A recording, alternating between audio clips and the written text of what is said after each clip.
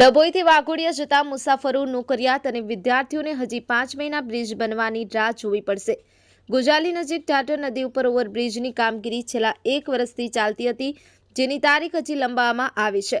ત્યારે આગામી 31 મે 2025 સુધી મુસાફરોને ડાયવર્ઝન આપેલ રસ્તાનો ઉપયોગ કરી મુસાફરી કરવી પડશે।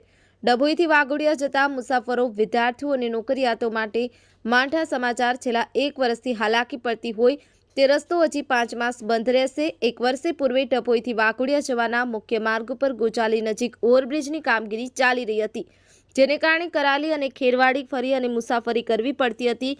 બ્રિજ બનાવવામાં વિલંબ થયા હોવાને કારણે આ દુવિધા યથાવત રહેશે।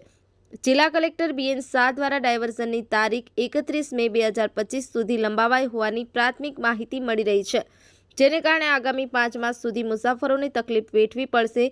માર્ગ અને મકાન વિભાગના અધિકારીને પૂછતા વરસાદને કારણે ઢાઢર નદીમાં 2 થી 3 વાર પૂરની પરિસ્થિતિ સર્જાઈ હતી, જેને કારણે 4 માસ કામ બંધ રહ્યું હતું। પ્રયાસ છે કે આગામી દિવસોમાં યુદ્ધના ધોરણે બ્રિજ બનાવવાની કામગીરી કરવામાં આવશે, જોકે મુસાફરોને નિયત કરેલ માર્ગનો ઉપયોગ કરવો હિતાવહ રહેશે।